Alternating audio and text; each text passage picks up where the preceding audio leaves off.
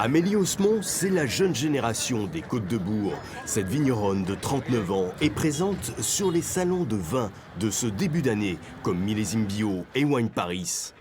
C'est mon plus gros salon annuel, un salon qui me permet de rencontrer, retrouver tous mes partenaires cavistes, restaurateurs, sommeliers. Pour moi, c'est un événement incontournable de l'année.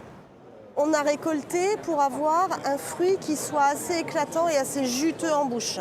Sur le stand commun des Côtes-de-Bourg, où une dizaine de vignerons a fait le déplacement, c'est alors l'échange avec des acheteurs français et étrangers, ici de futurs clients danois. Sur les anciennes carrières calcaires de Bourg, on va avoir un Malbec avec une expression sur la fraîcheur. C'est surtout le style moderne qui nous a plu, c'est-à-dire vraiment c'est plein de fruits. C'est quelque chose qu'on aime, qu'on recherche déjà aujourd'hui dans le vin. On doit être 3000 ou 3500 exposants. L'aspect visuel est déjà très important, donc les étiquettes vont vraiment participer à ça, c'est-à-dire que les gens passent et le premier coup d'œil sur les étiquettes donne déjà une indication sur l'intérêt qu'ils peuvent avoir.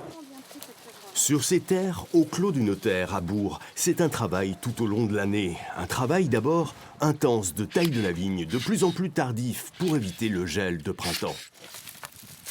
On taille déjà une fois que les feuilles sont tombées, ça c'est certain, une fois que la sève est redescendue.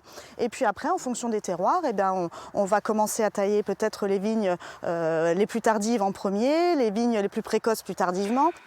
Dans le chai, elle élabore 7 cuvées avec Victor, son compagnon, en barrique de chêne, cuve inox et même en amphore. Là, on a notre Malbec qu'on a décidé d'élever en amphore, justement pour respecter vraiment la typicité et l'identité très forte du Malbec.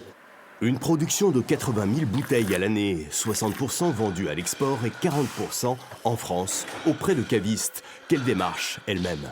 Dès les 30 premières secondes de rencontre avec une personne, on sent par le regard, par l'attitude, si on sera à même de travailler ensemble et avec plaisir, tout simplement.